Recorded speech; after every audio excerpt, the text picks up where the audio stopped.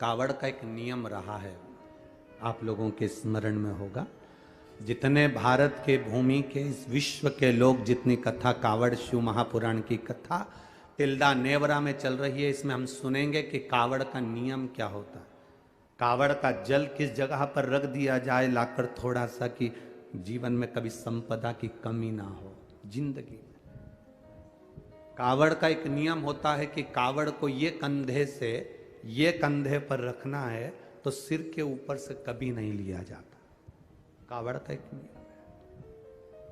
कावड़ को इस कंधे से इस कंधे पर लाना है तो सामने से लाया जाता है, पीछे से लाया जाता है, पर सिर पर से बार कर उसको वापिस नहीं लाते, सिर पर से बार कर। कावड़ का एक नियम होता है, जिस नारी का जिस व्यक्ति की संतान नहीं होती है उसको कावड़ यात्रा करने से पहले अपनी गोदी में धान चावल को भरना पड़ता है।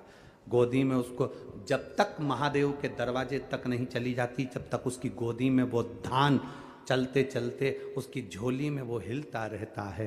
कावड़ का जल उसके कंधे पर रहता है। और जब वो कावड़ जिसकी औलाद नहीं, संतान नहीं, जब वो कावड़ का जल महादेव को चढ़ाती है तो पहले जल समर्पित करने के बाद फिर चावल के दाने बाबा के उस शिवलिंग पर समर्पित करती है कि बाबा मेरी गोदी में तू यहाँ तक लेकर आया है, ये गोदी खाली मत छोड़ना, मेरी गोदी भर देना, भले 25 साल हो गए।